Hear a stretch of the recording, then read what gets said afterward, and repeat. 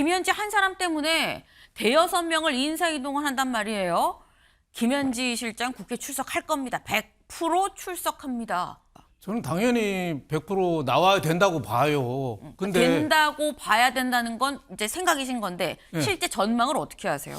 안 나오려고 인사한 거 아니겠어요? 저는 뭐 100% 나온다 그러면 네. 우상호 수석은 우상호 어떻게 수석은 됩니까? 뭐 별로 실세가 아니라고 봅니다. 예, 비서실장도 내가 100% 실세라고 했는데 네. 진짜 실세 아니에요. 진짜 실세는 누구냐? 대통령하고 수시로 만나는 사람이에요. 그 사람이 누구예요? 부속실장이에요. 아침 저녁으로 보는 사람. 그걸 소위 말하는 문고리 권력이라고 그러죠. 그 사람이 결정하는 거예요. 근데 적은 그런데 자꾸 이게 정치적 공방의 소재가 되고 정치적 어떤 그 쟁투가 된다면 나갈 수도 있는 거죠. 부서실장이 비서니까 말하자면 비서를 누가 나오게 하는 일이 별로 없죠. 네. 물론 총무비서관도 비서입니다만 부서실장은 좀 다르잖아요. 부서실장이라는 직책이. 그래서 이거는 안 나올 것 같은데 전격적으로 그럼 나가보자 그래. 그럴 수 있으나 어쨌든 네. 이건 대단히 소모적이다.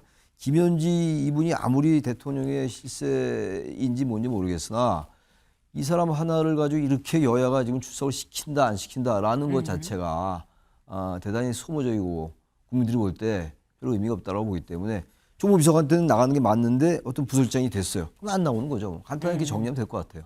나와라. 전례 없다. 추석 뒤 국감 최대 이슈는 김현지 출석이다라는 거예요. 지금 야당은 국민의힘은 김현지 부속실장을 집중 공세하고 있는 상황인 거죠. 추석 연휴가 끝나고 바로 이제 국정감사가 시작이 되는데 이 국정감사에 김현지 부속실장 나와라. 라고 지금 얘기를 하고 있다라는 건데 사실 김 실장이 그동안 계속 뒤에서 보좌하는 역할이다 보니까 그림자 실세다라는 얘기가 붙어서 근데 어제 수석 보좌관 회의에 보시는 것처럼 이렇게 대비를 했습니다. 영상으로 좀 같이 볼까요? 네, 바로 이 모습입니다. 결제 서류와 커피를 딱 들고 들어오는 어제 수석 보좌관 회의에 참석한 제1부속실장으로 참석한 김현지 실장의 모습인 건데 살짝 좀 민망해 보이는 모습도 있고요. 이재명 대통령이 주재하는 이 회의에 김현지 실장이 등장을 했다라는 거죠. 그림자 실세라고 했지만 이제 그림자가 아니라 이제 햇볕으로 좀 나온 거 아니겠느냐라는 얘기가 나옵니다. 윤영걸 대표님. 네. 김현지 실장 국감 나올까요? 저는 나와야 된다고 봅니다만은 나온다고 하면은 굳이 인사를 며칠 전에 했을까요? 예, 총무비서관에서 갑자기 부속실장으로 발령을 냈잖아요. 네. 그 자리는 여태까지 국회에 안 나가는 자리잖아요, 부속실장은. 네. 그래서 뭐 안 나가려고 저러는 거 아닌가 저는 이런 뭐 의심은 합니다만은 우상호 수석은 뭐 100% 나간다 하고 또 다른 분들은 민주당에서 요구하면 나간다 하는데 아직까지 좀 여론의 눈치를 좀 보는 것 같습니다만은 우선은 안 나갈 마음이 있으니까 저렇게 시간을 끄는 거 아닌가 네. 이런 생각이 들고 지금 왜 김현지라는 사람을 저렇게 키워주나 모르겠어요. 그건 스스로 대통령실에서 자업자득입니다. 과거 윤석열 대통령 때도 김건희 여사 문제 때문에 저렇게 어떻게 보면 정권까지 없어지는 봤거든요. 그 문제랑 지금 비슷하지 않아요? 예. 먼저 막강 권력을 갖고 있고 지금 뭐 하다못해 뭐 민주당 뭐 강선호 의원이 그만둘 때도 상의해서 하고 웬만한 인사를 저기서 다 하는 막강한 인사 권력 갖고 있고 대통령의 절대적인 신임을 받고 있고 아무도 지금 눈치 봐서 얘기도 못 하잖아요. 기업에서도 보면요. 회장보다 더 무서운 사람이 회장 측근입니다. 회장 측근하고 하루에 10분씩만 얘기하는 측근 있잖아요. 네. 그 사람 주위에 쫙 모여들어요. 그 사람이 인사 다 해요. 지금 회장이 이 사람 빨리 내보내라고 그런다. 이거 하라고 그런다. 뜻이 이렇다고 전달하면은 네. 그 측근이 사실 회장보다 더 힘이 세요. 그러니까 지금 그 역할을 김현지가 하는 거 아닌가. 본인의 생년월일도 안 밝히고 학교도 안 밝히고 아무것도 안 밝히는데 월급은 나라 세금으로 받아가잖아요. 그게 국민들의 이해를 할 수 있을까요? 저는 추석 밥상에 이것도 빨리 해결해야 된다고 봅니다. 네. 지금 문고리 권력을 쥔 사람이 진짜 실세다라는 말씀을 하신 거예요. 그게 바로 김현지 부속실장 아니겠느냐. 나는 나와야 된다고 보는데 근데 나올 거였으면 굳이 며칠 전에 그렇게 인사를 국감 시작 직전에 인사를 했겠느냐라고 말씀을 하셨는데 말씀처럼 뭐 합의되면 다 나가요라는 취지로 얘기를 하고 있죠. 한정희 정책위원장 직접 언론 인터뷰에서 이렇게 얘기를 했었습니다. 들어보고 오실까요? 국감장에 나온 적은 없습니다만 네. 그럼에도 불구하고 뭐 야당에서 마치 그거 하나가 이번 국정감사의 목표인 것처럼까지 한다면 저는 아마 당사자가 그러면 제가 나가겠다 이렇게 할 것 같습니다. 그럼 나올 것 같습니까? 예. 왜냐하면 뭐 안 나올 이유는 없거든요. 당에서 그러면 아예 그럼 나오라라고 하니까 얘기할 수도 있는 거 아닙니까? 뭐 당에서도 그렇게 얘기할 수 있겠죠. 그래요. 예. 뭐 이상한 방식으로 자꾸 문제를 제기하고 있기 때문에 네. 그런 것들이 해소될 필요도 있고요. 네, 뭐 안 나올 이유가 없으니까 뭐 자꾸 이러면 아유 그럼 제가 나갈게요라고 당사자가 말하고 나갈 수도 있을 것 같아요라고 지금 얘기를 했습니다. 약간 안 나간다보다 나가는 쪽으로 좀 뭔가 기운 것 같은데라는 느낌이 드는데, 근데 또 김영진 의원 7인회에 속하는 친명 최측근 7인회에 속하는 김영진 의원은 말의 뉘앙스가 살짝 좀 말의 뉘앙스가 아니죠. 말이 완전히 좀 약간 살짝 좀 바뀌었습니다. 직접 들어보시죠. 국정감사의 증인 채택 때 총무비서관이 논란이 됐던 적은 단 한 번도 없습니다. 그냥 당연직으로 그 국회 국정감사의 대상이거든요. 국민의 대표인 국회에 나와서 공직자로서 자기 입장을 표명하는 게 필요하다. 제가 얘기했던 거는 이제 김현지 총무비서관일 때죠. 총무비서관은 대통령실의 당연직 국정감사 대상으로 나왔었기 때문에 총무비서관을 맡고 있는 사람은 그가 누구이더라도 나와서 소명하는 것이 도리이다, 그런 취지로 얘기를 했습니다. 그래서 부속실장이 사실 국정감사에 나온 예가 없기 때문에 이제 그 문제에 관해서는 대통령실의 판단, 그리고 여야 원내대표 간의 협상을 통해서 국정감사 정인을 선택하고 결정하기 때문에 더 이상 김현지 전 비서관의 국정감사 출석을 가지고 논쟁하는 건 별로 그렇게 유익한 것 같지는 않아요. 네. 지금 보면 최창일 교수님, 예. 김영진 의원이 총무비서관이 30년 동안 국감에 안 나온 전례가 없어요라고 나와야 됩니다라고 얘기를 했었는데, 부속실장으로 인사가 나고 난 다음에 부속실장이 또 국감에 나온 전례가 없어요. 그때는 총무비서관이어서 제가 얘기한 거예요라고 얘기를 하거든요. 그럼 이 흐름이 그럼 김현지 실장이 나오는 거야 안 나오는 거야라는 생각이 듭니다. 저것도 있는 그대로 하면 돼. 관행대로, 법대로. 왜냐하면 네. 모든 거는 이제 관점과 시각에 따라 다른 거 아니에요. 특히 우리 정치가 세상 일이 다 그렇긴 합니다만 유난히 관점과 진영과 시각에 따라서 완전히 해석이 극명히 엇갈려요. 네. 이런 경우도 마찬가지로 저는 대단히 소모적인 논란이라고 봅니다. 총무비서관 당연히 나와야죠. 안 나온 적이 없잖아요. 근데 어떤 지금 여당에서는 만약에 출석을 하면 워낙 이재명 대통령과 시민운동 때부터 말이죠. 성남시장 되기 전부터 행보를 같이 해왔고 여러 가지로 정치적 동지죠.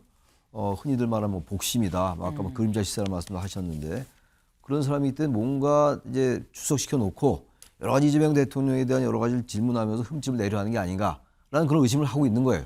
여당에서는. 따라서 굳이 그 야당의 그런 정치적 공방의 소재로 네. 대통령 올릴 필요가 없다라고 이제 네. 여당에서는 거기에 대해서 안 된다고 얘기했던 것이고, 그러나 대통령실에서는 얘기를 안 했어요. 그리고 우상호 수석 같은 경우는 지금도 100% 출석한다고 얘기했는데 네. 총무비서관이니까 당연히 해야 되는 게 맞아요. 이럴 때는 명분을 따져야 돼요. 어차피 여야가 생각이 다르기 때문에 정치적 속내가 다른 건 다 아는 것이고 그렇다면 어느 게 명분에 합당한가를 따지는 건데 총무비서관은 당연히 나오는 건데 나가는 게 좀 맞다고 얘기했고 네. 저도 그렇게 생각하는데 근데 아무튼 간에 출석시키기 싫어서 그랬으나 그랬는지 아닌지 알 수 없겠으나 어차피 네. 부서실장이잖아요. 네. 부서실장 나간 얘기가 없어요. 그럼 안 나가는 거예요.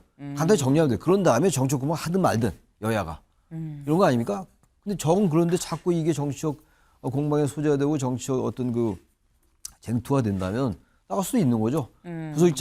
부서실장이 비서니까 말하자면 비서를 누가 나오게 하는 일이 별로 없죠. 네. 물론 총무비서관도 비서입니다만 부서실장은 좀 다르잖아요. 부서실장이라는 직책이. 그래서 이건 안 나올 것 같은데 전격적으로 그럼 나가보자 그래. 그렇게 할 수 있으나 어쨌든 네. 이건 대단히 소모적이다. 김현지 이분이 아무리 대통령의 실세인지 뭔지 모르겠으나 이 사람 하나를 가지고 이렇게 여야가 지금 출석을 시킨다 안 시킨다라는 것 자체가 대단히 소모적이고 국민들이 볼 때 별로 의미가 없다고 보기 때문에 총무비서관 때는 나가는 게 맞는데 어떤 부서실장이 됐어요. 그럼 안 나오는 거죠. 간단하게 정리하면 될 것 같아요. 네. 이게 복잡할 게 뭐가 있냐라고 말씀을 하신 거예요. 총무비서관은 그동안 계속 나왔었으니까 비서관이면 나와야 되는 건데 부속실장은 나온 적이 없으니까 안 나오겠거니 다만 합의가 되면 나올 수도 있다고 하지 않냐. 이 논쟁을 왜 하는 거냐라는 취지로 말씀을 하셨어요. 근데 또 지금 직위가 실장이니까 실장은 안 나왔었으니까 안 나올 가능성이 좀 큰 것 같긴 하다라는 취지로 지금 말씀을 하셨는데, 근데 우상호 정무수석이 김현지 전 총무비서관이 제1부속실장이 되고 난 다음에 뭐라고 얘기를 했느냐 같이 볼까요? 이렇게 얘기를 했습니다. 김현지 한 사람 때문에 대여섯 명을 인사이동을 한단 말이에요. 김현지 실장 국회 출석할 겁니다. 100% 출석합니다. 라고 언론 인터뷰에서 얘기를 했다라는 거죠. 그럼 이 흐름이 여기는 이렇게, 저기는 이렇게. 또 우상호 정무수석이 상당히 좀 이 입지가 있습니다. 지금 현재. 그런데 여기서는 100% 나온다고 얘기를 하고요. 윤영월 대표님은 어떻게 보십니까? 저는 당연히 100% 나와야 된다고 봐요. 근데 된다고 봐야 된다는 건 이제 생각이신 건데 실제 전망을 어떻게 하세요? 안 나오려고 인사한 거 아니겠어요? 저는 뭐 100% 나온다 그러면 네. 우상호 수석은 우상호 어떻게 수석은 됩니까? 뭐 별로 실세가 아니라고 봅니다. 예, 비서실장도 내가 100% 실세라고 했는데 네. 진짜 실세 아니에요. 진짜 실세는 누구냐? 대통령하고 수시로 만나는 사람이에요. 그 사람이 누구예요? 부속실장이에요. 아침 저녁으로 보는 사람. 그걸 소위 말하는 문고리 권력이라고 그러죠. 그 사람이 결정하는 거예요. 근데 원래 총무비서관은 나와야 되는 자리죠. 네. 왜 김현지 비서관은 꼭 나와야 되는 게 총무라고 해서 뭐 대통령실 청소하고 뭐 자질구레한 총무가 아니라 인사를 휘둘렀던 총무니까 꼭 나오라 했던 거예요. 그랬으면은 나왔으면 되는데 어떻게 보면 지금 제1부속실장으로 발령을 했잖아요. 그 자리는 여태까지는 안 나온 자리인데 네. 왜 안 나오면 안 되느냐. 이제 그것 때문에 대통령이 인사까지 했어? 그러면 앞으로 그런 말이 나올 겁니다. 대통령 외 김현지.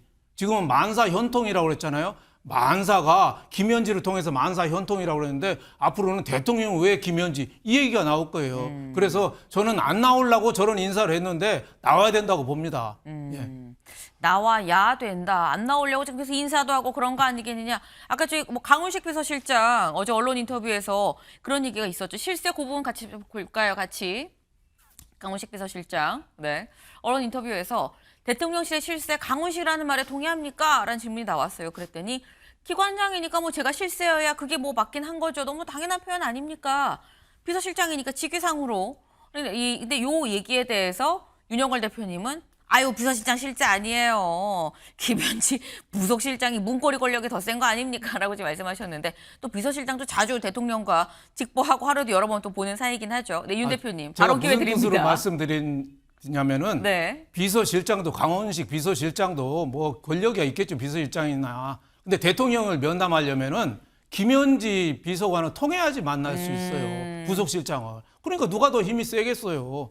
예. 물론 뭐 대통령이 힘 실어주는 거에 나름이지만 네. 지금은 김현지가 모든 그 위에 있는 거죠. 네. 네. 문고리 권력이다. 네, 이번에는 이 최창일 교수님이 손을 드셨어요. 네. 이게 이런 게 정치뿐만이 아니라 기업도 그렇고 뭐 일반 가정도 그럴 수 있어요. 좀 이제 확장시킨 말이죠. 그런데 저는 문고리 권력이라는 게 과거 이제 박근혜 전 대통령 때 얘기가 많이 나왔었죠. 정치적으로 말이죠. 근데 그런 것과 상황이 달라요, 지금. 게다가 이재명 대통령은 임기 초기이고, 그리고 이재명 대통령의 그동안의 성남시장 때도 그렇고, 경기도지사 때도 그렇고, 물론 뭐 김용, 뭐 그리고 정진상 이런 이제 측근들이 많이 거론됐어요. 여러 가지 뭐 혐의도 있었고 그렇습니다만, 이런 사람들이 대통령을 완전히 좌지우지할 정도가 돼야지 완전히 그야말로 대통령 위에 있는 실세다 이런 얘기가 나올 수 있는 건데, 이재명 대통령이 그럴 사람은 좀 아닌 것 같아요. 그럴 뿐은 아니라고 보기 때문에, 김현지 실장이 상당히 영향을 행사할 거예요 아마.